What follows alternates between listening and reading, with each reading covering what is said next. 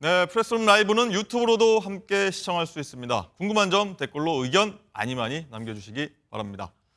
정치권 핫한 이슈를 모은 이슈집 프레스룸 라이브의 뉴스 핵심 관계자 두 분 그리고 MBN 장가희 기자와 함께합니다.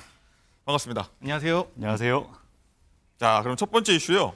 현장, 소통, 민생으로 저희가 정해봤는데 장가희 기자 브리핑 해주시죠. 이 얘기부터 먼저 해야 될 것 같습니다. 윤석열 대통령이 어제 오후 한 절을 방문했습니다.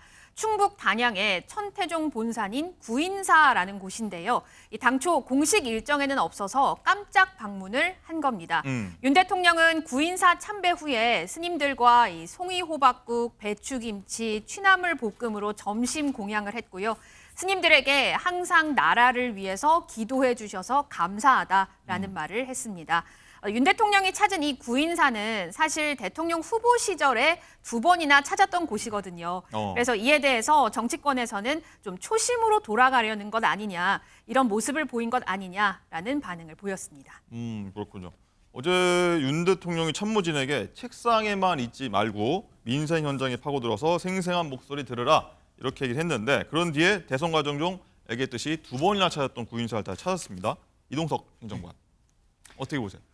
지금 윤석열 대통령께서 이런 말씀을 하신 것, 책상에만 앉지 말고 민생 현장을 찾아라. 아주 적절한 말씀이신 것 같아요. 그 이유 중에 하나가 사실 대통령실에 근무를 하게 되면 사실 업무가 과중되다 보니까 현장을 나갈 수 없는 상황이 지속해서 발생이 되거든요. 그렇다 보니까 현장을 들으면서 직접 민심을 챙기라는 그런 주문이신 것 같고요.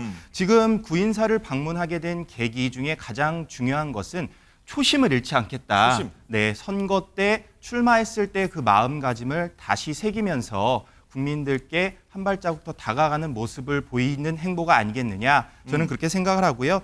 지금 민심이 굉장히 횡행한 상황에서 민심을 제대로 듣고 그리고 민심을 통해서 어떤 정책들이 부족했는지 말씀을 다시 들으면서 정책 하나하나를 되짚어보는 그런 새로운 계기가 될 수 있지 않을까 생각을 해봤습니다. 그렇군요.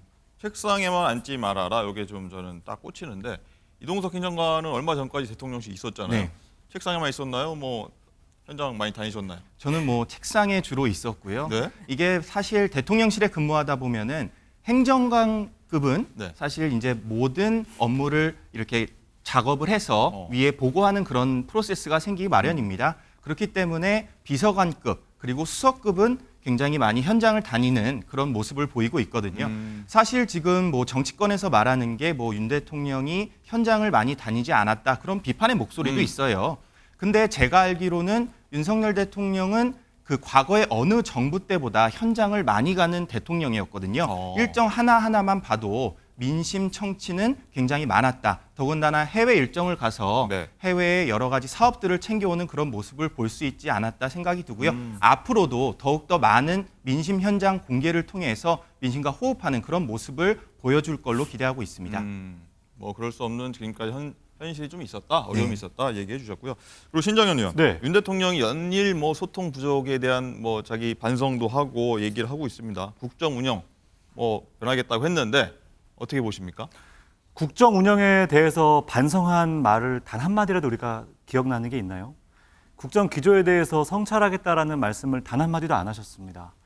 최근에 있었던 국민통합위원회에서는 반성한다 이런저런 이야기를 하셨지만 그것은 국민통합위원회 안에 접수되어 있던 여러 가지 의견들이 제대로 진행됐는지 확인하지 못했던 것에 대한 반성이었죠. 그러다 보니까 지금 1년 반 동안 윤석열 정부가 이끌어왔던 국정 기조에 대한 반성과 성찰은 단 한마디도 없었다. 다시 말하면 국정 운영에 대한 방향, 지향 전혀 변화가 없을 것이다라는 얘기입니다. 3대 개혁을 외쳤던 윤석열 정부에서 여러분 기억나는 개혁 정책 뭐가 있습니까? 지금까지 지지율이 낮은 건 다 언론 탓, 언론 카르텔 탓이고 경제가 어려운 것은 노조 때문이고 또 무엇보다도 지금 이 순간에 경제와 정책이 다 난립상이 된 상황에서 모든 탓은 다 야당 탓, 전 정부 탓하지 않습니까? 지금 이 상황에서 이 정부가 진짜 해야 될 것은요. 국정 기조에 대한 스스로에 대한 성찰과 반성인데 그조차 이번 강서구청장 선거 대패 이후에도 아직까지 국정 기조에 대한 반성 워딩이 한마디도 나오지 않은 것 그것이 저는 가장 좀 절망스러운 것 같습니다. 예. 그러면 어제 구인사 갔던 초심으로 돌아가겠다 이런 메시지 전한 걸로 보이는데 그건 또 어떻게 보셨어요? 그게 또 한마디로 참 어렵게 얘기할 수밖에 없는 게 그 시기 이후에 윤 대통령이 지지율에 대해서 이렇게 말을 해요. 단 1%의 지지율만 있더라도 우리는 가야 될 길을 가겠다라는 얘기를 하거든요. 그때만 해도 그 말이 참 멋지게 들렸죠. 네. 그런데 지금 실제로 20%대로 주저앉은 상태에서 민심이 등을 돌렸단 말입니다. 초심으로 돌아간다. 이 말은 민심을 겸허하게 받아들인다는 의미가 아니고요. 또다시 지금 잘못 가고 있는 개혁의 방향, 정치의 방향, 실정이라고 비판받고 있는 이 국정의 방향을 반성하기보다는 그때의 마음으로 돌아가 원래 가기로 한 그 길 따라 쭉 가겠다로 보여서 저는 다시 한번 또 이 부분에 대해서는 좀 안타까움을 좀 느꼈습니다. 알겠습니다. 이런 가운데서 국민의힘 지도부가요. 오늘 23일이죠. 다음 주 월요일인가요? 혁신이 꾸리겠다고 했는데 이동택 행정관. 네. 혁신위원장 뭐 지금 정우찬 전 총리 얘기도 네. 뭐 이미 몇 번 나왔었고요. 인선에 난항을 겪고 있다고 하는데 조금 전에 아침에 보면 하태경 의원이 네. 자기 하겠다. 네. 지금 험지 맞습니다. 출마하겠다고 일단 얘기하는 상황인데 이 자리도 한번 해보겠다. 네. 이렇게 얘기한 거 어떻게 들으셨어요? 뭐 긍정적으로 봅니다. 지금 뭐 여러 혁신위원장 후보군이 물망에 오른 상황에서 이 혁신이라는 자체를 놓고 보면 굉장히 중요한 업무를 이행해야 되는 그런 막중한 역할이에요. 뭐 민주당 최근에 김은겸 혁신위원장도 보시듯이 이게 혁신위가 실패하게 되면 당은 자초의 길을 걷게 됩니다. 네. 그런 만큼 지금 뭐 보도에서는 인선의 난항을 겪고 있다 그렇게 나오고 있는데 저는 그것엔 동의할 수 없고요. 이게 인선을 신중하게 고려하고 있다. 저는 그렇게 말씀드리고 싶습니다. 혁신위는 정말 당의 틀을 깨는 그런 아주 중요한 정책들을 내세워야지 국민의 눈높이에서 이거를 받아들일 수 있거든요. 그만큼 혁신이 인선 과정에서 여러 가지 논의가 되고 있을 거라고 보고요. 정말 물망에 오른 후보들 중에서도 정말 이게 틀을 깨버리는 그런 혁신을 가져올 후보가 나와야지 국민의힘 지지층에서도 지지를 얻을 수 있을 것이다. 저는 그렇게 예상합니다. 또 하태경 의원이 보니까 조건을 달았어요. 단 이준석계 포함. 이거는 맞습니다. 어떻게 해석해야 될까요? 뭐 충분히 이준석계 포함 역시 나올 수 있는 거죠. 뭐 지금 뭐 계속해서 여러 매체들을 통해 나오듯이 이준석 전 대표와 이준석계 더군다나 유승민계 네. 이런 것까지 다 포함시켜야지 이 당이 정상적으로 운영이 될 수 있다 봅니다.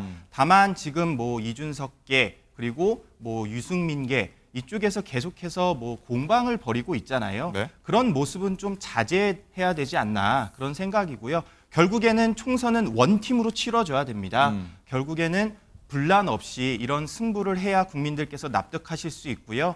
결국 한 팀으로 가야지 우리 승리를 이끌 수 있다 그렇게 생각을 합니다.